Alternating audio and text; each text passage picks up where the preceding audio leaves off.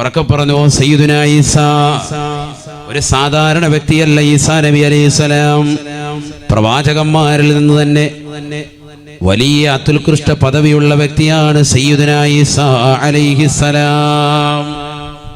നല്ല മനുഷ്യനാണ്. അത് ഉമ്മാക്ക് പിറന്നു. എങ്ങനത്തെ ഉമ്മയാണ്? സാലിഹത്തായ ഉമ്മയാണ്. ഖുർആൻ ഈ രണ്ട് സംഭവം പറയുന്നുണ്ട്, അതാണ് മനസ്സിലാക്കേണ്ടത്. മറിയം ബീവിയുടെ ഉമ്മ ഹന്നത്ത് ബീവി കുട്ടി പ്രസവിച്ചപ്പോഴത്തേക്കും കുട്ടിക്ക് പേര് വെച്ചു മറിയം. പേര് വെച്ചിട്ട് കുട്ടിയുടെ പടച്ച റബ്ബേ ഇന്നി അഊദുഹാ ബിക വദുരിയതഹാ മിനശ് ശൈത്വാനിർ റജീം, ഇവിടെ ഞാൻ കാവൽ തേടുന്നു പിശാചിനെ തൊട്ട് എന്ന് കാവൽ തേടിയിട്ടാണ് ദുആ ചെയ്ത് വിടുകയാണ്. നമ്മളങ്ങനെ ദ്വാരക്കാരുണ്ട്. അതാണ് പറയുന്നത്, കാതിലങ്ങനെ ഓതി കൊടുക്കണം. ഈ ആയത്ത് തന്നെ ഓതണം. അതാ പണ്ഡിതന്മാർ പറയുന്നത്. ഏതായത്ത്? ഇന്നി അഊദുഹാ ബിക വദുരിയതഹാ മിനശ് ശൈത്വാനിർ റജീം. ഇതൊക്കെ പഠിച്ചു വെക്കണം. ഇതൊക്കെ ചുമ്മാ ഇങ്ങനെ വാല് കേട്ടിട്ട് ഹോ എന്ന് പറഞ്ഞ് വിട്ടുപോയാൽ പോരാ. ഇതൊക്കെ പഠിച്ചു വെക്കണം. ഡെയിലി ഇതൊക്കെ ചെയ്യേണ്ടതാണ്, അമലുകൾ ചെയ്യേണ്ടതാണ്. കുറെ കാര്യങ്ങളൊക്കെ അങ്ങനെ ജീവിതത്തിൽ പഠിച്ചു വെക്കേണ്ടതുണ്ട്. പഴമക്കാർ ഇതൊക്കെ നല്ലതുപോലെ അറിയുന്നവരാണ്. ഇന്ന് നമുക്ക് ഒന്നേ അറിയുള്ളൂ, ബാങ്ക് വിൽക്കാമത്തും. അത് തന്നെ എവിടെ കൊടുക്കേണ്ടതെന്ന് അറിയാൻ പറ്റില്ല, എപ്പോഴാണെന്ന് പോലും അറിയാൻ വരാം. കൊടുക്കണമെന്നറിയാം. അതിന് നമ്മൾ ആളെ തപ്പിക്കൊണ്ട് നടക്കാൻ. ആളെ ഒന്നും തപ്പണ്ട, എത്രയും വേഗം കൊടുക്കണം. കാരണം കുട്ടിയുടെ കാതിലേക്ക് ആദ്യം തന്നെ കേൾപ്പിക്കേണ്ടത് ഈ അല്ലാഹു അക്ബർ, അല്ലാഹു അക്ബർ ഈ വാക്കാണ്. അതെങ്ങനെ കൊടുക്കാൻ? ബാങ്കും കൊടുത്തു, ഇക്കാമത്തും കൊടുത്തു, ഇനി നിസ്കാരമുണ്ട്. അതെപ്പോഴാണ്? മരിച്ചു കഴിയുമ്പോൾ. ബാങ്കും ഇക്കാമത്തും കൊടുത്തു കഴിഞ്ഞാൽ പിന്നെ ഉടനെ നടക്കാൻ പോകുന്നത് മയ്യിത്ത് നിസ്കാരാണ്. അല്ലേ? ബാങ്കും ഇക്കാമത്തും കൊടുത്താൽ പിന്നെ നിസ്കരിക്കണ്ടേ? സാധാരണ രീതിയിൽ ബാങ്കും ഇക്കാമത്തും കൊടുത്താൽ പിന്നെ പെട്ടെന്ന് അടുത്ത പരിപാടി എന്താണ്? നിസ്കാരാണ്. അഥവാ അത്ര സമയമേ ഉള്ളൂ ഈ ദുനിയാവിൽ. നിനക്കിനി അടുത്തത് മരണമാണ്. അതാണ് അത് കുറിക്കുന്നത്. കുട്ടി ജനിച്ചു കഴിഞ്ഞാൽ പിന്നെ വലത് വാദം കൊടുത്ത് ഇടത് ഇക്കാമത്തും കൊടുത്തു കഴിഞ്ഞാൽ, ഇക്കാമത്ത് കൊടുത്താൽ പിന്നെ എന്ത് വേണം? ഇമാമ് കയറി എന്നിട്ട് അല്ലാഹു അക്ബർ. ഇമാമും ജമാഅത്താണെങ്കിൽ ഒറ്റയ്ക്കാണെങ്കിൽ പുരുഷന്മാരെങ്കിലും ബാങ്ക് ഇക്കാമത്ത് കൊടുത്താല് പിന്നെ പെട്ടെന്ന് കൈയിട്ട് നീയത്ത് വെച്ചിട്ട് കൈയിട്ട് നിസ്കരിക്കാൻ. സ്ത്രീകളാണെങ്കിലോ ബാങ്കില്ല, ഇക്കാമത്ത് മാത്രമേ ഉള്ളൂ. സ്ത്രീകൾക്ക് ഇക്കാമത്താൻ വളരെ ശ്രദ്ധിക്കണം. സ്ത്രീകൾക്ക് ഇക്കാമത്താൻ. ഇതൊക്കെ ചെയ്യുന്നുണ്ടോ എന്ന് അല്ലാഹു അല. നമ്മൾ വീട്ടിൽ ഒറ്റയ്ക്ക് നിസ്കരിക്കാണ്, ബാങ്ക് ഇക്കാമത്തും കൊടുക്കാറുണ്ടോ? നമ്മള് എവിടെ കൊടുക്കും? അങ്ങോട്ട് നീയത്ത് വെച്ച് കൈയിട്ട്. ഒക്കെ അതാ പറയുക, നമുക്കൊന്നും അറിയില്ല. തുടക്കത്തിൽ തുടങ്ങണം. ഇനി കുറെ പരിപാടിയുണ്ട്, കുറെ ക്ലാസ് കിട്ടാണ്ട്. ഇൽമു നമുക്ക് വളരെ കുറഞ്ഞു പോയി. കുറെ ജഗബോഗ കാണിക്കലല്ല, കുറെ ഇൽമു കിട്ടലില്ലാണ് കാര്യം. അള്ളാഹു തൗഫീഖ് തരട്ടെ. ഇൽമു കിട്ടിയില്ല പിന്നെ എന്താ കാര്യം? അതുകൊണ്ട് ഇൽമാകണമല്ലോ, ദുൽമാകരുത്, അക്രമമാകരുത്. കുറെ ഇൽമു കിട്ടിയില്ല, ഫായിദയില്ല. സ്ത്രീകൾക്ക് ഇക്കാമത്ത് കൊടുക്കണം. ഒരു വക്കത്ത് നിസ്കരിച്ചു, നീ സുബഹി നിസ്കരിച്ചു. ചിലര് കലാ വെട്ടുന്നുണ്ടാവും. അവന് ളുഹർ നിസ്കരിക്കാൻ കിടക്കാൻ അസറുണ്ട്. ളുഹർ നിസ്കരിച്ചു, ഇനി അസർ നിസ്കരിക്കുമ്പോൾ വീണ്ടും ഇക്കാമത്ത് പുതുക്കണം. ഇക്കാമത്ത് കൊടുത്തിട്ട് അടുത്ത് നിസ്കരിക്കണം. അസറിന്റെ നിയത്ത് വെച്ചിട്ട് വീണ്ടും നിസ്കരിക്കണം. ആരായി ശ്രദ്ധിക്കണം? നിയത്ത് വെക്കുക, കൈയ്യട്ടുക. ഇക്കാമത്ത് കൊടുത്തൊക്കെ സമയം കളയുന്നതിനാ. ഇതാണ് നമ്മുടെ അവസ്ഥ. നിർബന്ധമാണ് മുസ്ലിയാരെ? അതല്ല. പക്ഷെ ചെയ്യേണ്ട അമലുകൾ ചെയ്യേണ്ടതുപോലെ ചെയ്തെങ്കിലേ പ്രതിഫലം ഉണ്ടാവുള്ളൂ. പരിപൂർണമായ പ്രതിഫലം കിട്ടേണ്ട ഇതൊക്കെ വെറുതെ കാട്ടിക്കൂട്ടലല്ലോ ഇസ്ലാം. സ്ത്രീകൾ എത്ര പേരുണ്ട് ഇഖാമത്ത് കൊടുത്തിട്ട് നിസ്കരിക്കുന്നവർ? എത്ര ആളുകളുടെ ശ്രദ്ധിക്കുന്നവർ? സഹോദരിമാരൊന്നും അത് ശ്രദ്ധിക്കുന്നേ ഇല്ല. നീയത്ത് പോലും വെക്കാതെ വെറുതെ കൈയ്യട്ടി നിസ്കരിക്കുന്ന എത്രയോ സഹോദരിമാരുണ്ട്. തറാവി നിസ്കരിക്കാൻ വേണ്ടി കൈയ്യട്ടി അങ്ങനെ നിസ്കരിക്കൽ തന്നെ, നീയത്ത് തന്നെ ഇല്ല, ഫാത്തിഹ സൂറത്തില്ല. എന്താണ് നമ്മുടെയൊക്കെ ജീവിത ശൈലി? നഊദു ബില്ലാഹി, അല്ലാഹു കാക്കട്ടെ. കുട്ടി ജനിച്ചു കഴിഞ്ഞാൽ 7-ന്റെ അന്ന് കുട്ടിക്ക് വേണ്ടി അഖീഖയുടെ അറവുണ്ട്. അതൊക്കെ ഞാൻ മുമ്പ് പറഞ്ഞിട്ടുള്ളതാണ് പള്ളികൾ, അതുകൊണ്ട് ഞാൻ ഓടിച്ചു പോവാൻ. അന്ന് തന്നെയാണ് പേരിടൽ കർമ്മം നടത്തുന്നത്. 2 വയസ്സെത്തിയ തന്നെ ആടിനെ വേണം, മാടിനെ വേണം അറക്കാൻ. ആൺകുട്ടിയാണ് ജനിച്ചത് എങ്കിൽ 2 ആട് സുന്നത്തുണ്ട്. പെൺകുട്ടിയാണ് ജനിച്ചത് എങ്കിൽ, നിനക്കുണ്ടായതെങ്കിൽ 1 ആട് സുന്നത്തുണ്ട്. ഇതൊക്കെ പഠിക്കേണ്ടതാണ്. അങ്ങനെയാണ് ശറഅ് പഠിപ്പിച്ചിട്ടുള്ളത്. ഇനി അതല്ല, ഒരാൾക്ക് 1 ആടെ അറുത്തു കൊടുക്കാൻ സാധിക്കുകയുള്ളൂ. ആൺകുട്ടിയാണ് ജനിച്ചത്, ആയിക്കോട്ടെ, അത് അറുത്തു കൊടുത്തോളൂ. അങ്ങനെ തന്നെ ചെയ്യും. ഒരു പോത്തിനെ അറുത്തു കൊടുക്കാൻ കഴിവുള്ളവനാണ്, പോത്തിനെ അറുത്തു കൊടുക്കട്ടെ, ബിസ്മില്ലാ ചെയ്തോട്ടെ. പക്ഷെ 2 വയസ്സെത്തിയിരിക്കണം. ഇതിന് രണ്ടിനും നമ്മുടെ നാട്ടിലുള്ളതാകുന്ന ആടും മാടും ഒക്കെ 2 വയസ്സെത്തിയതാണെന്ന് എങ്ങനെ അറിയൂ ഉസ്താദേ? അത് അതിന്റെ കച്ചവടക്കാരോട് ചോദിക്കുക. കളവ് പറഞ്ഞാൽ അവനെ കാലേ കെട്ടിയിട്ട് പടച്ചോൻ ശിക്ഷിച്ചോളൂ. കളവ് പറയുന്ന ആളുകൾ അനവധിയാണ് ആ വിഷയത്തിൽ. നഊദു ബില്ലാഹി, അല്ലാഹു കാക്കട്ടെ. ഉളുഹിയ്യത്തിന്റെയും മറ്റും ആടുമൊക്കെ പോത്തിനെയൊക്കെ വാങ്ങാൻ പോകുമ്പോൾ ചോദിക്കാണ്ട് ഇതെങ്ങനെയാണെന്ന് ചോദിച്ചു കഴിഞ്ഞാൽ വയസ്സെത്തിയതോ ഡയറി ആയിട്ട് എടുത്തോ. കാരണം കച്ചവടം നടക്കാൻ വേണ്ടി കളവ് പറയുന്നവർ ധാരാളം ആളുകളുണ്ട്, അവർ അശ്രദ്ധ പതിപ്പിച്ചുകൊണ്ടാണ് പറയുന്നത്. വളരെ ഗൗരവമുള്ള വിഷയമാണ്. അറിവില്ല എങ്കിൽ അറിവില്ല എന്ന് പറയണം. അറിവുണ്ട് എങ്കിൽ അതനുസരിച്ചിട്ടേ കച്ചവടം ചെയ്യാവുള്ളൂ. കച്ചവടത്തിന് കൃത്രിമത്വം കാണിച്ചാൽ അദാബാണ്. അല്ലാഹു കാക്കട്ടെ. അക്കീക്ക, എൻ്റെ മകൻ മുഹമ്മദിന്റെ പേരാണോ അവരുടെ പേര്, ആ പേരിട്ടിട്ട് എൻ്റെ മകൻ ഇന്ന ആളുടെ സുന്നത്തായ അക്കീക്കയാണിത് എന്ന് കരുതി നിയ്യത്ത് ചെയ്തിട്ട് വേണം അറവ് നടത്താൻ. ബിസ്മില്ലി മുസ്ലിമായ വ്യക്തി അറവ് നടത്തുന്നു. വാപ്പ തന്നെ കഴിയുമെങ്കിൽ അറവ് നടത്തി, ഇല്ലെങ്കിൽ ഒരാളെ ഏൽപ്പിക്കൻ. ചെയ്യുന്നവൻ ആരായിരുന്നാലും മുസ്ലിം ആയിരിക്കണം. വളരെ ശ്രദ്ധിക്കേണ്ടതാണ്. അറവ് വെട്ടുന്നവനൊക്കെ മിക്ക ആളുകളും, അറവ് അഥവാ അറക്കുന്ന മിക്ക ആളുകളും ചിലപ്പോൾ അമുസ്ലിമുകളുണ്ടാകും. അവരെ കൊണ്ടറപ്പിക്കാൻ പാടില്ല. അറവ് ശ്രദ്ധിക്കണം. അറവ് മുസ്ലിം ആയിരിക്കണം. വളരെ ശ്രദ്ധിക്കേണ്ടതാണ്. ബഹുമാനപ്പെട്ട ഇമാം ഗസാലി റഹ്മത്തുള്ളാഹി അലൈഹി പറയുന്നു, കുട്ടിക്കോടുള്ള കടമയിൽ രണ്ടാമത്തത്, കുട്ടി ജനിച്ചു എന്നറിഞ്ഞാൽ മധുരം നൽകലാണ്. അത് അദ്ദേഹം പറഞ്ഞൊരു കാര്യമാണ്. മധുരം നൽകുക. അന്നത്തെ ദിവസം തന്നെ നമ്മളെല്ലാവർക്കും അത് സാധാരണ കൊടുക്കാറുണ്ട്. മിഠായി, ലഡു എന്തെങ്കിലും നമ്മൾ നൽകും സന്തോഷത്തിൽ. ആൺകുട്ടിയാണോ പെൺകുട്ടിയാണോ ജനിച്ചത്, ഏതായിരുന്നാലും നമ്മൾ സന്തോഷം വെക്കുക. ആൺകുട്ടിയാണ് ജനിച്ചതിൽ അമിത ആഹ്ലാദം വേണ്ട, പെൺകുട്ടിയാണ് ജനിച്ചതിൽ അമിത ദുഃഖവും വേണ്ട. അത് ഒന്നാമത്തെ കണ്ടീഷനാണ്. 2 മധുരം നൽകുക. മൂന്നാമത്തത് കുട്ടിക്ക് നല്ല പേരിട്ട് കൊടുക്കുക. അവനെ ബാങ്കും ഇക്കാമത്തും കൊടുക്കുക. മൂന്നാമത്തത് അതാണ്, ബാങ്കും ഇക്കാമത്തും കൊടുക്കുക. നേരത്തെ പറഞ്ഞതുപോലെ വലത് കാതിൽ ബാങ്കും ഇടത് കാതിൽ ഇക്കാമത്തും. നാലാമത്തത് അദ്ദേഹം പറയുന്നു, കുട്ടിക്ക് നല്ല പേരിട്ട് കൊടുക്കുക. മനോഹരമായ പേര് കുട്ടിക്ക് നൽകുക അനിവാര്യമാണ്. അഞ്ചാമത്തത് കുട്ടിക്ക് ദീൻ നൽകുക. ഉടനെയല്ല, കുട്ടി വളർന്ന് വലുതാകുമ്പോൾ ദീൻ കൊടുക്കുക. അവനെ അദബ് ശീലിപ്പിക്കുക.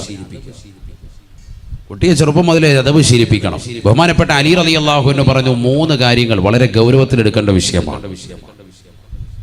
അദ്ദേഹം പറഞ്ഞു, 1 വയസ്സ് മുതൽ 7 വയസ്സ് വരെ, അഥവാ കുട്ടി ജനിച്ചത് മുതൽ 7 വയസ്സ് വരെ മാതാപിതാക്കൾ കുട്ടികളോടൊപ്പം കളിക്കണം. ലാഇബുഹും സബ്അ. അലി റളിയല്ലാഹു അൻഹു വാക്കാണ്. 7 വയസ്സ് വരെ കുട്ടിയോടൊപ്പം വാപ്പയും ഉമ്മയും ശരിക്ക് കളിതമാശയിൽ ഏർപ്പെടണം.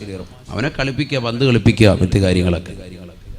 ആ സമയത്ത് ഉസ്താദെ പ്രതിമകൾ അനുവദനീയമാണോ? ചെറിയ രീതിക്കുള്ള പ്രതിമകളൊക്കെ വെച്ചിട്ട് ചിലപ്പോൾ നമ്മൾ കളിപ്പാട്ടങ്ങൾ വെച്ച് കൊടുക്കും. അത് അനുവദനീയമാണോ? പറ്റുന്നതാണ്. കുറേ പേരുടെ സംശയങ്ങളുടെ ഒരു ഉത്തരമാണ് ഈ വാത് കേട്ടോ. ചില ആളുകൾ ഒരുപാട് ക്വസ്റ്റ്യൻ ചോദിച്ചിട്ടുണ്ട്. അതിനുള്ളൊരു ഉത്തരമാണ് ഈ നൽകുന്നത്. പ്രത്യേകിച്ച് സഹോദരിമാർ,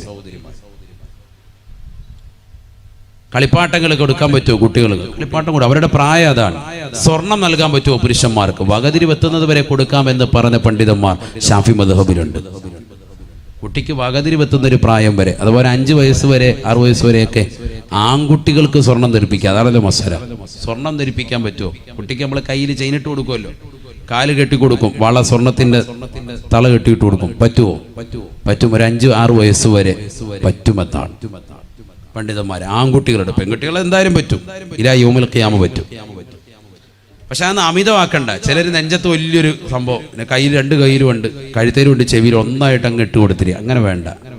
ഇപ്പൊ ഏറ്റവും വലിയ അപകടം ഉള്ളത് സ്വർണം പരമാവധി പുറത്ത് കാണിക്കുന്നതാണ് ഏറ്റവും വലിയ അപകടം. പ്രത്യേകിച്ച് കുട്ടികളെ തട്ടിക്കൊണ്ടുപോക്ക് ഇപ്പൊ വല്ലാതെ വർദ്ധിച്ചിരിക്കുകയാണ്. അവരുടെ കിഡ്നി എടുക്കുക, ലിവർ എടുക്കുക, പല പരിപാടികളുണ്ട്. ഒന്നുമില്ലെങ്കിലും സൂപ്പ് വെച്ചെങ്കിലും കുടിക്കുന്ന കൗമാണുള്ളത്. അതുകൊണ്ട് കുട്ടികളെ ശ്രദ്ധിച്ചുകൊള്ളുക. സ്വർണം ഒരുപാടിട്ട് ആഭരണങ്ങളിട്ട് അങ്ങനെ ധരിപ്പിക്കേണ്ടതില്ല. അനുവദനീയമാണ് ഇതൊക്കെ. അതാണ് ഞാൻ പറഞ്ഞത്. പെൺകുട്ടികൾക്ക് അനുവദനീയമാണല്ലോ, എന്തായാലും അനുവദനീയമാണ്. എല്ലാ പ്രായത്തിലും അനുവദനീയമാണ്.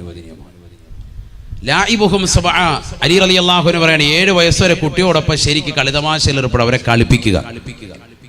അത് കഴിഞ്ഞാലോ 7 to 14 വരെ വസാഹിബുഹും സബ്അ.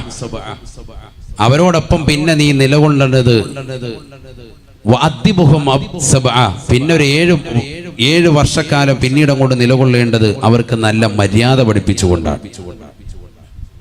മര്യാദ പഠിപ്പിക്കണം. മോനെ ഭക്ഷണം കഴിക്കേണ്ടത് അങ്ങനെ, വലത് കൈ കൊണ്ട് കഴിക്കൽ, ഇടത് കൈ കൊണ്ട് മലമൂത്ര വിസർജനം നടത്തേണ്ടത് ആ കൈയാണ് ഉപയോഗിക്കേണ്ടത്. മൂക്ക് പിഴിയേണ്ടത് ഇടത് കൈയാണ് വേണ്ടത്. വാ ഇങ്ങനെ തുറക്കുമ്പോൾ, കോട്ടുവായി വിടുമ്പോൾ ഇടത് കൈയുടെ പത്തി മറച്ചിട്ട് പരിപൂർണമായി അടച്ചു പിടിക്കണം.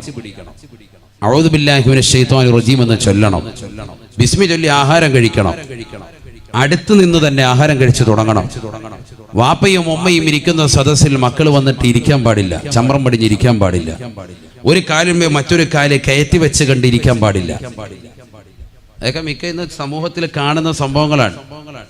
ഉസ്താദ് വന്നാലും ഇരിക്കുക, നാട്ടുകാർ വാപ്പ വന്നാലും ഈ കളിയാ, ഒരു കാര്യം മറ്റേ കാര്യം വെച്ചിട്ടിരിക്കുക, ആ കളി. ഉസ്താദെന്നല്ല, എവിടെ ആയാലും പാടില്ലല്ലോ. നമ്മളെ ശ്രദ്ധിക്കാൻ അദബ് കെട്ട ഇരുത്താണത്. നിങ്ങൾ മനസ്സിലാക്കി നിങ്ങളെ ഭയങ്കര വില വെച്ചെന്ന്.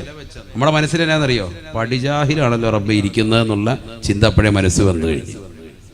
നമ്മൾ ഇന്ന് കണ്ടത് പടിജാഹിലിനെയാണല്ലോ അള്ളാഹ്. ഈ ചിന്തയോടുകൂടി അങ്ങോട്ട് വരിക. നിങ്ങളോർക്ക് ഉസ്താദ് ഞെട്ടിയിട്ടുണ്ട്, നമുക്ക് നല്ലപോലെ മനസ്സിലായിട്ടുണ്ട്. ഇവൻ വിവരം കേട്ടവൻ അങ്ങേയറ്റം ആണല്ലോ റബ്ബേ ഇന്നിപ്പോൾ സംസാരിക്കാൻ പോകുന്നത് എന്ന് മനസ്സിലാക്കിയിട്ടാണ് വന്നിരിക്കുക. കാലുമ കാര്യമായിട്ട് വെച്ചിരിക്കുക. മാതാപിതാക്കളുടെ മുന്നിൽ ഇവനാരാണെന്ന് വെച്ചാൽ, ഇവനൊരു ഡിഗ്രി കരഗതമാക്കിയപ്പോ, ഇവനൊരു MBBS ബിരുദധാരിയായപ്പോ മാതാപിതാക്കളെക്കാൾ വലിയ സമുന്നതനായ ആളായോ? ഒരിക്കലും അങ്ങനെ ഇരിക്കാൻ പാടില്ല. അവരുടെ മുന്നിൽ അദബോടുകൂടി ഇരിക്കണം. നമ്മൾ ഇരുന്ന ഒരു സദസ്സിൽ വാപ്പയും ഉമ്മയും വന്നാൽ നമ്മൾ എഴുന്നേൽക്കണം. അവരെ കണ്ടുകൊണ്ട് അവരനുവാദം നൽകാതെ ഇരിക്കാൻ പാടില്ല. അവരുടെ മുന്നിലൂടെ നടക്കാൻ പാടില്ല. അവർ ഭാഷണം നടത്തുന്നതിന് ഇടയിൽ വെച്ചുകൊണ്ട് കയറി സംസാരിക്കാൻ പാടില്ല. ഓവർടേക്ക് ചെയ്ത് സംസാരിക്കാൻ പാടില്ല. ഇതൊക്കെ ചെറുപ്പത്തിലെ 7 to 14 വയസ്സിലാണ് ഇതെല്ലാം പറഞ്ഞു കൊടുക്കേണ്ടത്. ഒറ്റയടിക്കല്ല. 7 വയസ്സ് കഴിഞ്ഞ് നമ്മൾ 8ലേക്ക് എത്തിയുള്ളൂ. അവന് ഇരുതടാ, കുറെ കാര്യങ്ങൾ പറയാനുണ്ട് കേട്ടോ. കഴിക്കേണ്ടത് ഇങ്ങനെ കഴിക്കാം പാപ്പ കണ്ട. എന്നിട്ട് അവൻ്റെ മീനുമൊക്കെ എടുത്തിട്ട് നെയ്മീനുമൊക്കെ എടുത്ത് കണ്ട. ചില ആൾക്കാർ അങ്ങനെയുണ്ട്, മക്കളെ പഠിപ്പിക്കുന്ന. മക്കളത് ഇങ്ങനെ വേണം കഴിക്കാം, മീന് അവൻ്റെ മീനെടുത്ത് തിന്നുകൊണ്ടിരിക്കുക. അങ്ങനെ എല്ലാം കൂടി ഒറ്റ ദിവസം ഇട്ട് പഠിപ്പിക്കാൻ നിൽക്കണ്ട. ഇതൊക്കെ ഘട്ടം ഘട്ടമായിട്ട് ഇതൊക്കെ സമയം ഉണ്ടാവും. മക്കളുടെ പിറകെ നിൽക്കാൻ വയ്യെങ്കിൽ നിങ്ങൾ ഈ പണിക്ക് പോകണ്ട. അതാണ് ഒറ്റ വാക്കി പറഞ്ഞാൽ. മക്കള് പിഴയ്ക്കുമെന്ന് പേടിയുണ്ടോ? എന്നാ പിന്നെ ഈ പരിപാടിക്ക് നിൽക്കണ്ട. മക്കള് സാലിഹാകണമെങ്കിൽ അവരുടെ പിറകെ കൂടണമെന്നാണ് അലി റളിയല്ലാഹു അൻഹു പറയും.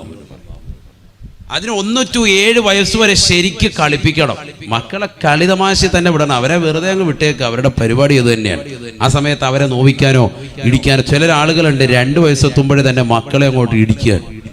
മൂത്രം ഒഴിക്കാൻ സ്വയമേ കഴിയിക്കണം. മൂത്രം ഒഴിക്കാൻ മുട്ടിയെ പറഞ്ഞോണം. എന്താ നീ മൂത്രം ഒഴിച്ചോ എന്ന് പറഞ്ഞാൽ അവനെ അങ്ങോട്ട് ഇടിക്കുക. അങ്ങനെ ചെറുപ്പത്തിലെ ചെയ്ത എത്രയോ കുട്ടികൾ പെട്ടെന്ന് തന്നെ അസുഖം വന്നു പോയിട്ടുണ്ടെന്നറിയോ? എത്രയോ പെൺകുട്ടികൾക്ക് വലിയ വിഷയമാണത്. മൂത്രം ഒഴിച്ചുകൊണ്ട് നമ്മൾ ഇരിക്കുന്നത് കാണുന്ന സമയത്ത് തന്നെ നമ്മൾ പേടിപ്പിക്കുക. റസൂലുള്ളാഹി സ്വല്ലല്ലാഹു അലൈഹി വസല്ലം തങ്ങൾ ശക്തമായി എതിർത്തതല്ലേ?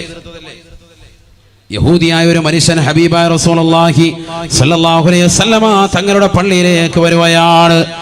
റസൂലുള്ളാഹി സ്വല്ലല്ലാഹു അലൈഹി വസല്ലമ തങ്ങളുടെ മദീന പള്ളിയിൽ വന്നിരുന്നുകൊണ്ട് കാഷ്ടിക്കുകയാണ്. അഷ്റഫുൽ ഖൽഖ് സ്വല്ലല്ലാഹു അലൈഹി വസല്ലമ തങ്ങളും കൂട്ടരും കടന്നു വരുകയാണ്. ബഹുമാനപ്പെട്ട റസൂലുള്ളാഹി സ്വല്ലല്ലാഹു അലൈഹി വസല്ലമ തങ്ങളുടെ സ്വഹാബത്ത് അദ്ദേഹത്തിന്റെ തലവെട്ടാൻ വേണ്ടി വാൾ ഊരുകയാണ്. ഉറയിൽ നിന്ന് വാൾ ഊരുന്നത് കണ്ടപ്പോ അല്ലാഹുവിന്റെ റസൂൽ തടുക്കുകയാണ്. സ്വഹാബ, പാടില്ല സ്വഹാബ, പാടില്ല സ്വഹാബ. എല്ലാരും മാറ്റി നിർത്തി. അദ്ദേഹം മലമൂത്ര വിസർജനം കഴിഞ്ഞു. അവിടുന്ന് എഴുന്നേറ്റ് അദ്ദേഹം പോകുമ്പോൾ അദ്ദേഹത്തെ വിളിച്ചിട്ട് പറഞ്ഞു, ഇത് ഞങ്ങളുടെ ആരാധനാലയമാണ്, ഇതിനകത്ത് മേലിൽ ഇത്തരത്തിൽ ചെയ്യാൻ പാടില്ല. അദ്ദേഹം അത് കേട്ടു. വാളുകൊണ്ടിങ്ങനെ നിൽക്കുക. ഉമർ റളിയല്ലാഹു അൻഹു ഉൾപ്പെടെയുള്ളവര് അദ്ദേഹത്തൊന്നും ചെയ്തില്ല. സഹാബത്ത് ചോദിച്ചു, എന്താ നബിയെ കണ്ടത്? ഒരു അവിശ്വാസിയായ മനുഷ്യൻ പള്ളിയുടെ കത്തളത്തിൽ വന്നിട്ട് ഇങ്ങനെ കാഷ്ടിച്ചിട്ട് അവനെ വെറുതെ വിടുകയാണോ? നമ്മളാണ് വെച്ചേക്കോ? മുത്തുനബി സല്ലല്ലാഹു അലൈഹി വസല്ലമ തങ്ങളെ പഠിപ്പിക്കുകയാണ്.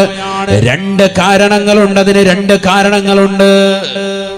ഒന്ന്, അദ്ദേഹം അങ്ങനെ മലമൂത്ര വിസർജനം നടത്തി തുടങ്ങുന്നതിനിടയിൽ നമ്മൾ വന്നിട്ട് ഇവിടെ പറ്റത്തില്ല എന്ന് പറഞ്ഞാൽ അയാളൊരു ഒറ്റ ഓട്ടം ഓടും. ഓടുന്ന വഴിക്ക് മൊത്തത്തിൽ തൂറി ആകെ ഹറാക്കാക്കി വിളിക്കിറങ്ങിയിട്ടാവും പോവുക. അല്ലേ? ശരിയല്ലേ? അവിടെ മുഴുവനാവും. പിന്നെ കഴുകാൻ മൊത്തത്തിൽ ഓടണം. ഓസം പിടിച്ചുകൊണ്ട് പുറകെ നടക്കണം. ഇതാകുമ്പോൾ ഒരിടത്ത് തന്നെ ഉള്ളൂ, എളുപ്പമുണ്ട് പരിപാടി. രണ്ടാമത്തെ കാരണമാണ് മർമ്മപ്രധാനം. 2, അദ്ദേഹത്തിന് പിന്നീട് ആരോഗ്യപരമായ പ്രശ്നങ്ങൾ ഉണ്ടാകും. സയ്യിദുനാ റസൂലുള്ളാഹി അറപ്പിക്കുമ്പോഴേ പെട്ടെന്ന് പാടില്ല എന്ന് പറയുമ്പോൾ ഇതിന്ന് മക്കൾ ഏറ്റവും കൂടുതൽ ചെയ്ത് നമ്മളാണ്. കല്യാണ വീട്ടിൽ പോയിട്ട് പറയാതെ നീ മൂത്രം ഒഴിച്ചു എന്താ പരിപാടി കാണിച്ചു, വീട്ടിലെത്തുമ്പോൾ ചെവിയൊക്കെ പിടിച്ച് കറക്കിയിട്ട് 2 തലക്കിട്ടൊക്കെ 2 അടിയൊക്കെ അടിച്ച് കുട്ടി പേടി തട്ടി ആകെ വിഷയമായി. പിന്നെ മൂത്രം ഒഴിക്കുമ്പോൾ പകുതിക്ക് ഇങ്ങനെ വിറച്ച് നിന്ന് പോവുക, അസുഖങ്ങളാകുക. നമ്മൾ അങ്ങനെ ധൃതി പിടിക്കണ്ട. അതൊക്കെ പതുക്കെ. ഈ ഇരിക്കുന്ന മിക്ക ആളുകൾ ഒരുവശം 15 വയസ്സും കടന്നു മുള്ളിയിട്ടുള്ള ടീമുകളുണ്ടാവും കടക്കയിൽ. ഉറപ്പാണ്. എത്ര ആൾക്കാരുണ്ട്? 12, 10, 15 വയസ്സ് വരെയൊക്കെ കടന്നു മുള്ളിയിട്ട് അവസാനം ഓതി മന്ദിരിച്ച് കോഴിമുട്ട തലയെ വെച്ച് ഊതിയിട്ടാണ് ഇത് മാറിയിട്ട് തന്നെ ഉള്ളത്.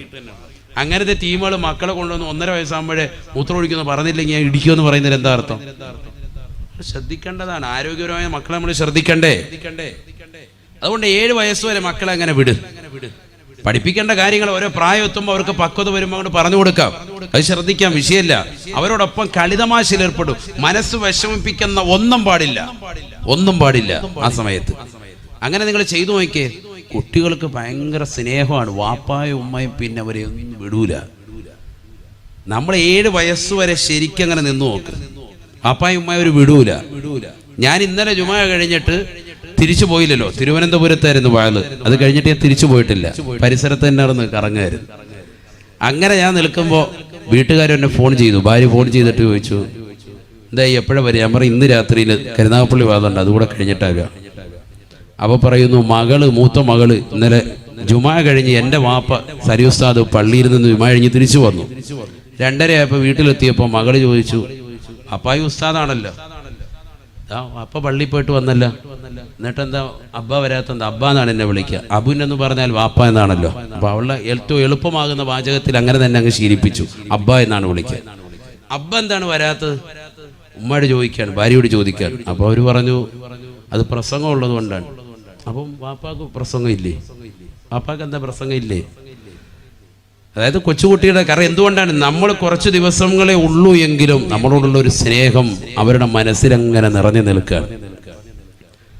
അതുകൊണ്ട് തന്നെ അവർ കുറച്ച് സമയം നമ്മളെ കാണാതാകുമ്പോൾ പള്ളിയിൽ നിന്ന് മറ്റുള്ളവരൊക്കെ വന്നിട്ട് പോലും എൻ്റെ വാപ്പ എന്തുകൊണ്ട് വന്നില്ല എന്നുള്ള ചിന്ത അവരുടെ മനസ്സിലേക്ക് പെട്ടെന്ന് കടന്നു വരികയാണ്. അവരുടെ മനസ്സിൽ അതാണ് ചിന്ത.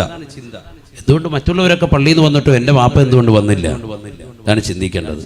നമ്മൾ കൊടുക്കുന്ന സ്നേഹം എത്രത്തോളം ഉണ്ടോ അതിനനുസരിച്ച് തിരിച്ചും കിട്ടും. അങ്ങനെയാണ് മക്കളെ. എൻ്റെ ജീവിതത്തിൽ കൂടുതൽ അവരെ കിട്ടൂല. കാരണം നമ്മൾ ഈ വാതിന് വേണ്ടി ഇങ്ങനെ ഓട്ടമാണ്. ഇപ്പം ഇന്നിപ്പോൾ രാത്രി ചെന്നാൽ കുട്ടികൾ എന്തായാലും ഉറക്കമായിരിക്കും. രാവിലെ കുട്ടികൾ എഴുന്നേൽക്കുമ്പോൾ ചിലപ്പോൾ ഞാൻ സുബഹി കഴിഞ്ഞിട്ട് ചിലപ്പോൾ ഇച്ചിരി നേരം ഉദയം കഴിയുമ്പോൾ ചിലപ്പോൾ കടക്കും. ആ സമയത്ത് ഇനി കടക്കാൻ പറ്റുള്ളൂ. സുബഹി എടുത്തോട്ട് ഇനി ചെല്ലുക. അപ്പോൾ എന്തായാലും ഒരു 11 മണിയാകുമ്പോൾ എഴുന്നേറ്റ് കഴിഞ്ഞാൽ പിന്നെ എനിക്ക് പോകേണ്ട ടൈമായി. നാളെ എനിക്ക് പുതിയകാവ് എന്ന് പറയുന്ന കരുനാഗപ്പള്ളിയിലല്ല, പുതിയകാവ് എന്ന് പറയുന്നതുകൊണ്ട് സ്ഥലമുണ്ട്. തൃശ്ശൂർ ജില്ലയിലെ കയ്പമംഗലത്തിനടുത്തുള്ള പ്രദേശമാണ്. അവിടെയാണ് നാളത്തെ വാഴ. അപ്പോൾ ഇവിടുന്ന് ഒരു 5 മണിക്കൂർ ട്രാവലുണ്ട്. നാളെ എനിക്ക് അങ്ങോട്ട് പോകണം. മറ്റന്നാൾ പിന്നെ അവിടുന്ന് എനിക്ക് വെളിയങ്കോട് ഉമർ ഖാദിർ റളിയല്ലാഹുവിൻ്റെ മക്കാമിൻ്റെ പരിസരത്താണ് പ്രഭാഷണമുള്ളത്. അപ്പോൾ അവിടുന്ന് അങ്ങോട്ട് പോകണം. ഇങ്ങനെ ഓട്ടം കഴിഞ്ഞ് എല്ലാം വരുന്ന വ്യാഴാഴ്ച ആയിരിക്കും വരുന്നത്. വന്നു കഴിഞ്ഞ് വെള്ളിയാഴ്ച രാവിലെ പിന്നെ നേരെ ഇങ്ങോട്ട് വരികയാണ്. ഇങ്ങനെ പലപ്പോഴും മക്കളുമായിട്ടുള്ള സംവാദം വളരെ കുറവാണ് കിട്ടാറുള്ളത്. എങ്കിലും പരമാവധി ശ്രദ്ധിക്കാറുണ്ട്. ഞാൻ പറഞ്ഞു വന്നത്, നമുക്ക് കിട്ടുന്ന സമയം നമ്മളെപ്പോഴും വീട്ടിൽ തന്നെ ഉണ്ട്, നാട്ടിൽ തന്നെ ഉണ്ട്. ജോലി കഴിഞ്ഞ് അന്നന്ന് വീട്ടിൽ വരാനുള്ള സാഹചര്യമാണ് ഇരിക്കുന്ന അധികം ആളുകൾക്കുള്ളത്. എന്നിട്ടും നമ്മുടെ മക്കൾ ഒളിച്ചോടി പോവുകയാണെങ്കിൽ അഊദു ബില്ലാഹ്, അല്ലാഹു നമ്മളെ കാത്തുരക്ഷിക്കട്ടെ. മക്കളെ ശരിക്ക് സ്നേഹം കൊടുക്കുക. അതാണ് അലി റളിയല്ലാഹു അൻഹു പറഞ്ഞ വാക്കതാണ്. 7 വയസ്സുവരെ അവരെ പിടിക്കുക, ശരിക്ക് പിടിക്കുക. പാപ്പായി ഉമ്മായി രണ്ടുപേരും കൂടുക, കളിപ്പിക്കുന്നതിൽ മക്കളോടൊപ്പം കൂടുക. അതാണ് അവരുടെ പുറകെ നിൽക്കുക. പാപ്പ വലിയ പ്രായം ചെന്ന വ്യക്തിയാണെന്ന് പറഞ്ഞ് മാറി നിൽക്കണ്ട, പന്ത് കളിക്കാൻ അവരുടെ കൂടെ കൂടണം. ഹബീബായ റസൂലുള്ളാഹി സ്വല്ലല്ലാഹു അലൈഹി വസല്ലം തങ്ങളെ പരിചയമില്ലയോ? അഷ്റഫുൽ ഖൽഖല്ലയോ, ലോകത്തിന്റെ നായകനല്ലയോ? എത്രയേറെ പ്രശ്നങ്ങൾ അല്ലാഹുവിന്റെ റസൂല് അവിടുന്ന് പരിഹരിച്ച വ്യക്തിയാണ്. അന്താരാഷ്ട്ര കാര്യങ്ങളിൽ ഇടപെടുമ്പോൾ പോലും പ്രവാചകൻ തന്നെ കുടുംബത്തിന്റെ കാര്യം ഇടപെടുകയാണ്. ബഹുമാനപ്പെട്ട ഹസൻ ഹുസൈൻ റളിയല്ലാഹു അൻഹും ആരാണവർ? മുത്തുനബിയുടെ അനുയായികളല്ലയോ? അല്ലാഹുവിന്റെ റസൂലിൻ്റെതാകുന്ന മക്കളല്ലയോ? ആ കൊച്ചുമക്കളെ റസൂലുള്ളാഹി സ്വല്ലല്ലാഹു അലൈഹി വസല്ലം തങ്ങൾ അവരെ തോളിലിരുത്തിക്കൊണ്ട് കളിപ്പിക്കുകയാണ്. ബഹുമാനപ്പെട്ട ഉമർ റളിയല്ലാഹു തആല ഒരിക്കൽ അവരെ കാണുകയാണ്. അല്ലാഹുവിന്റെ റസൂലിനെ കാണുമ്പോൾ റസൂലുള്ള തലയിൽ ഇരുത്തിക്കൊണ്ട് കുതിര കളിപ്പിക്കുകയാണ്. ബഹുമാനപ്പെട്ട ഉമർ ഇബ്നുൽ ഖത്താബ് റളിയല്ലാഹു തആല പറയുകയാണ്, നിഅമൽ ഫറസു തഹ്തകുമാ, എത്ര നല്ല കുതിരയാണ്, എത്ര നല്ല കുതിരയാണ്. നിങ്ങൾ കുതിര പുറത്താണല്ലോ കയറിയിരിക്കുന്നത്, നിങ്ങളുടെ താഴെയുള്ളത് എത്ര മനോഹരമായ കുതിരയാണ്. അല്ലാഹുവിന്റെ റസൂൽ ഉടനെ പുഞ്ചിരിച്ചുകൊണ്ട് പറയുകയാ, തന്റെ പിഞ്ചോമന മക്കളെ തോളിലെടുത്തുകൊണ്ട് കുതിര കളിപ്പിക്കുകയാണ്. കുതിര നടക്കുന്നത് പോലെ നടക്കുകയാണ്. അല്ലാഹുവിന്റെ റസൂൽ ഉടനെ തന്നെ പറയുകയാണ്, വനിഅമൽ ഫാരിസ, ഫാരിസാനിഹുമാ. ഉമറേ ഉമറേ, എത്ര നല്ല സവാരിക്കാരാണ് ഇവരെന്നറിയുമോ എന്ന് ഹബീബുനാ ശഫീഉനാ റസൂലുള്ളാഹി. ഞാൻ നല്ല കുതിരയാണ് എങ്കിൽ ആ കുതിരപ്പുറത്ത് മാന്യമായ രീതിയിൽ യാത്ര ചെയ്യാൻ അറിയാവുന്ന നല്ല രണ്ട് സവാരിക്കാരാണ് ഇവർ കേട്ടോ. സയ്യിദുനാ റസൂലുള്ളാഹി വനിഅമൽ ഫാരിസാനിഹുമാ സയ്യിദുനാ റസൂലുള്ളാഹി. നമ്മളാണെങ്കിൽ നമ്മുടെ വീട്ടിൽ നിന്ന് വരുമ്പോഴത്തേക്ക് നമ്മളിങ്ങനെ തോളത്ത് കളിപ്പിച്ചുകൊണ്ടിരിക്കുക. ആയി നല്ല കുതിരയാണല്ലോ താഴെ കിടക്കുന്നത്. ഇങ്ങനെ പറഞ്ഞു കഴിഞ്ഞാൽ പിള്ളേരെ ചെവിക്ക് രണ്ടടി കൊടുക്കും, കൊണ്ട് ഇറങ്ങണാവേ രണ്ട് ചാടിച്ച്. നബി ആ പരിപാടിയൊന്നും ഇല്ല, ഇതിന്റെ പുറകെ തന്നെ നിൽക്കുക. ആദരവായ റസൂലുള്ളാഹി സ്വല്ലല്ലാഹു അലൈഹി വസല്ലമ തങ്ങൾ നമസ്കരിക്കുകയാണ്. നബി തങ്ങൾ സുജൂദിൽ കിടക്കുന്ന സമയത്ത് ബഹുമാനപ്പെട്ട ഹസൻ ഹുസൈൻ റളിയല്ലാഹു അൻഹുമാ ഇതേ രീതിയിൽ കളിക്കുകയാണ്. കാരണം നമസ്കാരത്തിലല്ലാത്തപ്പോൾ നബി ഇങ്ങനെ ചെയ്തിട്ടുണ്ട്. അപ്പൊ കുട്ടികൾക്ക് സുജൂദി കിടക്കുന്ന കണ്ടപ്പോൾ അവർക്ക് തോന്നി ആ കുതിര കളിയാണെന്ന്. ഓടി വന്ന് തോളത്ത് കയറും. ഓടി വന്ന് തോളത്ത് കയറി നബി സല്ലല്ലാഹു അലൈഹി വസല്ലം തങ്ങൾ സുജൂദിൽ തന്നെ അങ്ങനെ കിടക്കുകയാണ്, എഴുന്നേക്കുന്നില്ല. കാരണം എന്താ? അവർ കളിച്ചോട്ടെ, അവർക്ക് ഞാൻ എഴുന്നേക്കുമ്പോൾ അവർക്കൊരു ബുദ്ധിമുട്ടാകണ്ട, മറിഞ്ഞു വീഴണ്ട. അതിന് നബി സുജൂദിൽ കുറെ നേരം ദീർഘിച്ച് കിടന്നു. നമ്മളാണെങ്കിൽ നിസ്കാരത്തിൽ കേൾക്കുമ്പോൾ ഞാൻ അങ്ങോട്ട് കയറരുതെന്ന് പറഞ്ഞിട്ടുള്ളേ നിസ്കാര മുറിയിലോട്ട്. അവനെ ശരിക്ക് ഇടിച്ച് തകർത്ത് ആകെ ബച്ചയും ബഹളവും. പെണ്ണുങ്ങളെ വിളിച്ചിട്ട് ഇവനെ കൊണ്ടു കാല വരി ഒരൊറ്റ ഏറ്, വാതിലിന്റെ രണ്ടാട ഒറ്റ ബഹളമായിരിക്കും. ഇതാണ് കാരുണ്യം സയ്യിദുനാ റസൂലുള്ളാഹി. മനസ്സിലാക്കണം. അഖ്റ ബിൻ ഹാബിസ് റളിയല്ലാഹു തആല അൻഹു അറിയില്ലയോ സ്വഹാബിയാണ്, കാട്ടറബിയായ മനുഷ്യനാണ്. അല്ലാഹുവിന്റെ റസൂലിന്റെ ചാരത്തേക്ക് വരുമ്പോ റസൂലുള്ളാഹി ഈ രണ്ട് മക്കളെയും കൊച്ചുമക്കളെയും എടുത്തു വെച്ചുകൊണ്ട് ചുംബിക്കുകയാണ്. അഖ്റ ബിൻ ഹാബിസ് റളിയല്ലാഹു അൻഹുവിന്റെ മനസ്സ് വല്ലാതെ പതറിപ്പോയാണ്. നബി തങ്ങളോട് പറയുകയാണ്, യാ റസൂലല്ലാഹ് ഇന്നലി അശറതൻ മിനൽ ഔലാദ് 10 മക്കളുണ്ട് റസൂലേ, എനിക്ക് ഒരൊറ്റ കുട്ടികളെ പോലും ഞാൻ ചുംബിച്ചിട്ടില്ല റസൂലേ, ഞാൻ ഇന്ന് വരെ ചുംബിച്ചിട്ടില്ല. മക്കളെ ചുംബിക്കുന്നത് കണ്ടപ്പോ അത് പാടില്ല എന്ന് മനസ്സിലാക്കിക്കൊണ്ട് പറഞ്ഞതായ സ്വഹാബിയോട് അല്ലാഹുവിന്റെ റസൂൽ പറയുകയാണ്, ഇന്നഹു ലാ യർഹം അല്ലാ യുർഹം. കുട്ടികളോട് കാരുണ്യം ചൊരിയണേ. അവരോട് കാരുണ്യം ചൊരിയാത്ത കാലത്തോളം അവരിൽ നിന്നും ലോകത്തിന്റെ നായകൻ പറയുകയാണ്, അല്ലാഹുവിൽ നിന്നും കാരുണ്യം നിങ്ങൾ പ്രതീക്ഷിക്കേണ്ടതില്ല. മക്കൾ എന്തുകൊണ്ടാണ് മാതാപിതാക്കളെ വൃദ്ധസനത്തിലേക്ക് തള്ളിയിടുന്നത്? മക്കൾക്ക് ചെറുപ്പത്തിൽ നിങ്ങൾ സ്നേഹം പകരാത്തത് കൊണ്ട്, അവർക്ക് കൊടുക്കേണ്ട സ്നേഹം മാന്യമായി നൽകാത്തത് കൊണ്ടാണ് എന്ന് ഹബീബുനാ ശഫീഉനാ റസൂലുള്ളാഹി അലി റളിയല്ലാഹു തആല പറയുകയാണ്, 7 വയസ്സ് വരെ മക്കളോടൊത്തുകൊണ്ട് നിങ്ങൾ നിലകൊള്ളണേ, അവരെ കളിപ്പിച്ചുകൊണ്ട് നിലകൊള്ളണേ. പിന്നീടുള്ള 7 വയസ്സ് അവർക്ക് അദബ് പഠിപ്പിക്കേണ്ടതായ സമയമാണ്, മര്യാദ പഠിപ്പിക്കേണ്ട സമയമാണ്. മുതിർന്നവരെ ബഹുമാനിക്കാൻ, മലമൂത്ര വിസർജന മര്യാദകൾ, ഭക്ഷണം കഴിക്കുന്ന മര്യാദകൾ, ആലിമീങ്ങളെ ബഹുമാനിക്കേണ്ടത്, മുതിർന്നവരെ ബഹുമാനിക്കേണ്ടത്, ഏതൊക്കെതാകുന്ന മര്യാദകളുണ്ടോ അതെല്ലാം തന്നെ പഠിപ്പിച്ചു കൊടുക്കേണ്ട സമയമാണ് എന്ന് അലി റളിയല്ലാഹു അൻഹു 14 വയസ്സ് മുതൽക്ക് പിന്നീടുള്ള 7 വയസ്സ് കാലഘട്ടം 21 വയസ്സ് വരെ വസാഹിബുഹും സബഅ, നിങ്ങളുടെ മക്കളോടൊപ്പം ഉണ്ട്, നിങ്ങൾ കൂട്ടുകാരെ പോലെ ഫ്രണ്ട്ഷിപ്പായി പെരുമാറണേ എന്ന് ഹബീബുനാ ശഫീഉനാ റസൂലുള്ളാഹി. 10ാം ക്ലാസ്സിൽ പഠിക്കുന്നതായ പെൺകുട്ടിയല്ലയോ 14 വയസ്സ് മുതൽ 15 വയസ്സ് വരെ എത്തുന്നത്? അവരെ ശൂലമടിക്കുന്ന പ്രായമാണ്, അവരെ കൂകി വിളിക്കുന്ന പ്രായമാണ്, അവളുടെ മക്കനെ തട്ടിപ്പറിക്കുന്ന പ്രായമാണ്, അവളുടെ വണ്ടിയുടെ പിന്നാമ്പുറത്തെ കയറ്റാൻ വേണ്ടി മുഖാമുഖന്മാര് വിളിക്കുന്നതായ സമയമാണ്. ഫ്രണ്ട്ഷിപ്പായി നിലകൊണ്ടാൽ അവൾ വീട്ടിൽ വന്നുകൊണ്ട് പറയാൻ ഉപകരിക്കുമേ എന്ന് അലി റളിയല്ലാഹു അൻഹു. വസാഹിബുഹും സബഅ, 14 മുതൽ 21 വയസ്സ് വരെ നിങ്ങൾ എന്ത് ചെയ്യണം? അവരെ പരിപൂർണമായി ഫ്രണ്ട്ഷിപ്പിൽ നിലനിർത്തണം. എത്ര കുടുംബങ്ങളുണ്ട് അങ്ങനെ? ഉമ്മ ഭയങ്കര ഫ്രണ്ട്ഷിപ്പ്, വാപ്പ ഫ്രണ്ട്ഷിപ്പ് ഉണ്ട്, കാര്യങ്ങളൊക്കെ ചോദിക്കും. സ്കൂളിൽ പോയ മോളെ ഇങ്ങനെ ഉണ്ടായിരുന്നു, സൗകര്യം, അതൊക്കെ ചോദിക്കണം മക്കളോട്. മക്കളൊരു വസ്ത്രം ഇട്ട് കണ്ടു കഴിഞ്ഞാൽ പുതുവസ്ത്രമാണ്, വാപ്പ വാങ്ങിച്ചു കൊടുത്തു, ഉമ്മ പറഞ്ഞിട്ട് വാങ്ങിയതാണ്, പാപ്പായും ഉമ്മായും കൂടി വാങ്ങി വീട്ടിൽ കൊണ്ടുവന്നു. മകൾ അത് ഇട്ട് കാണുമ്പോ വാപ്പ പറയണം സൂപ്പർ തമാം യാ അല്ലാഹ് അടിപൊളി. അപ്പൊ സന്തോഷത്തോടെ പറയണം, അല്ലെ മൊബൈൽ നോക്കിയിട്ട് കൊള്ളാം കണ്ടോ, സമയമില്ല, ആ പരിപാടി പറ്റൂല. വിളിച്ച് അടുത്ത് നിർത്തിയിട്ട് നെറ്റിയിൽ ഒരു ഉമ്മ ഒക്കെ കൊടുത്തിട്ട്, കൊള്ളാം എൻ്റെ മോള് നല്ല സുന്ദരിയാ, സൂക്ഷിക്കണം കേട്ടാ, എല്ലാവരും കൊത്തിക്കൊണ്ട് പോരുത്, ശ്രദ്ധിച്ചോണം, വാപ്പാടെ കരളാണ് എന്നൊക്കെ ഒന്ന് പറഞ്ഞേക്കണം. അപ്പോൾ അവൾക്ക് മനസ്സിലായി എൻ്റെ വാപ്പ എന്നെ വല്ലാതെ കെയർ ചെയ്യുന്നുണ്ട്, ഞാൻ ഒന്ന് ശ്രദ്ധിക്കണം. നമ്മൾ തന്നെ സൗന്ദര്യം ഒന്ന് പുകഴ്ത്തിയേക്കണം. ഈ സൗന്ദര്യം നമ്മൾ പുകഴ്ത്താത്തത് കൊണ്ട് പുകഴ്ത്തൽ പുറത്തുനിന്ന് കിട്ടുകയാണ്. അവിടെയാണ് വിഷയം. ഇവിടെ പുറത്തോട്ട് പോകുമ്പോൾ ബസ്സിൻ്റെ ക്ലീനർ സൂപ്പറാണല്ലേ, അടിപൊളിയാണല്ലേ, മഞ്ഞയായിരുന്നു നല്ലത് ഇന്നലെ ഇട്ടത്. ഇവള് പിറ്റേ ദിവസം തന്നെ ആ മഞ്ഞ ഇട്ടുകൊണ്ട് വരികയാണ്. അപ്പോൾ ഇവളിങ്ങനെ കാണിക്കും, ചിണുങ്ങിയെ കാണിക്കും, മഞ്ഞ. പിറ്റേ ദിവസം നോക്കുമ്പോൾ കിളി നോക്കുമ്പോൾ ഉണ്ട് അയാളുടെ കിളി പോയി, നോക്കിയപ്പോൾ ഉണ്ട് മഞ്ഞ ഇട്ടുകൊണ്ട് വന്നിരിക്കുക. ഇതാ കളി. കാരണം എന്താ? വീട്ടിൽ നിന്ന് കിട്ടാത്ത സ്നേഹം നാട്ടിൽ നിന്ന് കിട്ടുകയാണ്, പുറത്തുനിന്ന് കിട്ടുക. ഇതാണ് സമൂഹത്തിൽ നടക്കുന്നത്, റിയലായി നടക്കുന്ന സംഭവമാണ്. അതേസമയത്ത് ഉമ്മാട് ഫ്രണ്ട്ഷിപ്പ് ഉണ്ടെങ്കിലോ, ഉമ്മാട് ഫ്രണ്ട്ഷിപ്പ് ഉണ്ടെങ്കിലോ വീട്ടിൽ തിരിച്ചു വന്നിട്ട് പറയും, ദേ ഞാൻ എന്നെ പോയപ്പോ പിന്നെ ബസ്സിൽ അയാള് അത് കൊള്ളാന്ന് പറഞ്ഞു. ഉമ്മാട് എന്തും തുറന്നു പറയും, ഫ്രണ്ട്സാണ്, എന്തും തുറന്നു പറയും. സഹോദരങ്ങളും പറയും, അതിനൊന്നും ഒരു മടിയില്ല. കൂട്ടുകൂടണം, മക്കളോട് നല്ലതുപോലെ കൂട്ടുകൂടണം. നന്മയുടെ കാര്യത്തിൽ ഒരുമിച്ചിരുന്നുകൊണ്ട് ഭക്ഷണം കഴിക്കണം. തീന്മേശയിൽ ഒരുമിച്ചിരുത്തണം, മക്കളെയൊക്കെ ഒരുമിച്ചിരുത്തിയിട്ട് ഭക്ഷണം കഴിക്കണം.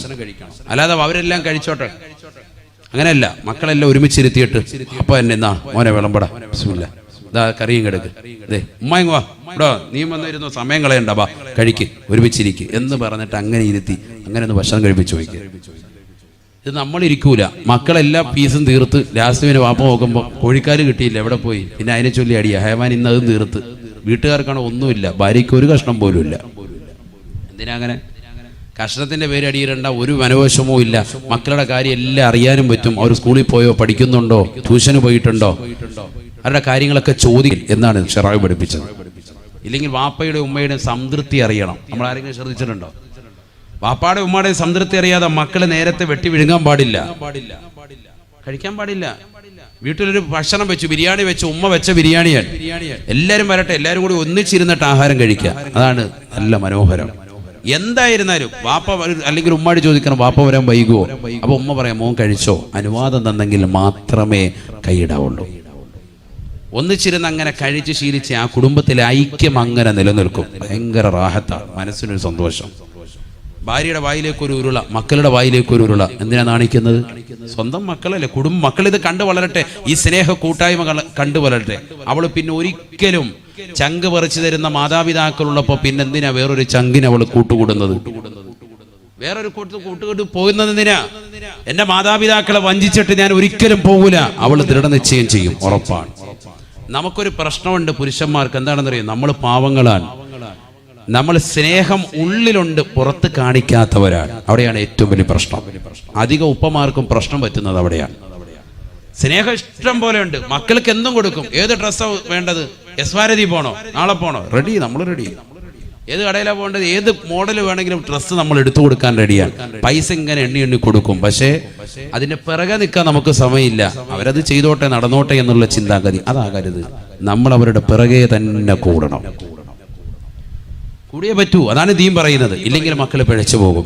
മക്കളുണ്ടോ അവരുടെ പിറകെ കൂടിയേ പറ്റൂ, അവരുടെ കാര്യങ്ങൾ ശ്രദ്ധിച്ചേ പറ്റൂ. ട്യൂഷൻ ഏൽപ്പിച്ചു കൊടുത്ത് എവിടെയെങ്കിലും ട്യൂഷന് പോകുന്നുണ്ടോ? ഈ ഇരിക്കുന്ന എത്ര പേർക്ക് പറയാൻ സാധിക്കും, മക്കൾ ഇന്ന സ്ഥലത്താണ് ട്യൂഷന് പോകുന്നത്, അവൻ ഇത്ര മണിക്ക് കറക്റ്റായിട്ട് അവിടെ ചെല്ലുന്നുണ്ട്, ആ ട്യൂഷൻ സെന്ററിന്റെ ഇന്ന ഭാഗത്താണ് അവന്റെ സൈക്കിൾ കൊണ്ടുപോയി വെക്കുന്നത്, അവൻ ഇത്ര മണിക്ക് ആ സൈക്കിൾ എടുത്തിട്ട് അവിടെ നിന്ന് വന്ന് ഇന്ന കടയിൽ നിന്ന് പാല് വാങ്ങിച്ച് ഇന്നടത്തുനിന്ന് പലചരക്ക് സാധനം വാങ്ങിച്ച് ഇത്ര മണിക്ക് അവൻ കറക്റ്റ് വീട്ടിലെത്തുന്നുണ്ട്. ആർക്കാ പറയാൻ സാധിക്കുന്നത്? നമ്മൾ ഈ കണക്ക് കൂട്ടുന്നത് മുഴുവൻ സമയം ഒരുപക്ഷെ പിഴവായിരിക്കും. അവൻ ആ സമയത്ത് തിയേറ്ററിലായിരിക്കും, അവൻ ആ സമയത്ത് പൈങ്കിളി പുസ്തകങ്ങൾ വാങ്ങാൻ ഇന്ന കടയിൽ വന്നിട്ട് ക്യൂ നിൽക്കുന്നവനായിരിക്കും. മക്കൾക്ക് നമ്മൾ കൊടുക്കേണ്ട കുറെ കാര്യങ്ങൾ കൊടുക്കാത്തത് കൊണ്ടാണിത്. ദീൻ കൊടുക്കേണ്ട സമയത്ത് ദീൻ കൊടുക്കണം. മദ്രസ വിദ്യാഭ്യാസം കൊടുക്കേണ്ട പ്രായത്തിൽ അത് നിർബന്ധമായും കൊടുക്കണം. അത് കേവലം ശനി ഞായർ 2 ദിവസങ്ങൾ വെച്ച് ഒതുക്കാൻ പാടില്ല. മദ്രസയിൽ വിട്ട് തന്നെ ശീലിപ്പിക്കണം. കാരണം അവൻ ശീലിക്കട്ടെ, അതിരാവിലെ എഴുന്നേറ്റ് അങ്ങനെ സുബഹി നമസ്കരിക്കുന്ന ഒരു ശീലം ഉണ്ടാവട്ടെ. ഞാൻ ജുമായ്ക്ക് പറഞ്ഞില്ലേ, മക്കളോടും കുടുംബത്തോടും നമസ്കാരം കൊണ്ട് കൽപ്പിക്കട്ടെ മാതാപിതാക്കൾ, നിർബന്ധമായും കൽപ്പിക്കണം. മക്കൾ അത് ബുദ്ധിമുട്ടായിട്ട് ഇറങ്ങിപ്പോയെങ്കിലോ അൽഹംദുലില്ലാ ഇറങ്ങിപ്പോയിക്കോട്ടെ, കാരണം നമ്മുടെ ചെലവിൽ കഴിയുന്നവരാണോ നിർബന്ധമായും 5 വഖത്ത് നമസ്കാരം നിലനിർത്തിയേ പറ്റൂ. അത് ചെറുപ്പം മുതലേ അങ്ങനെ ശീലിപ്പിക്കണം, നിർബന്ധമാണ്. ഭാര്യയോടും പറയണം നിസ്കരിച്ചേ പറ്റൂ. സുബഹി മുതൽ ഇശാ വരെയുള്ള മുഴുവൻ നമസ്കാരങ്ങളും ശ്രദ്ധ പതിപ്പിച്ചേ പറ്റൂ. ശുദ്ധി ഉണ്ടോ നമസ്കാരം നിർബന്ധമാണ്.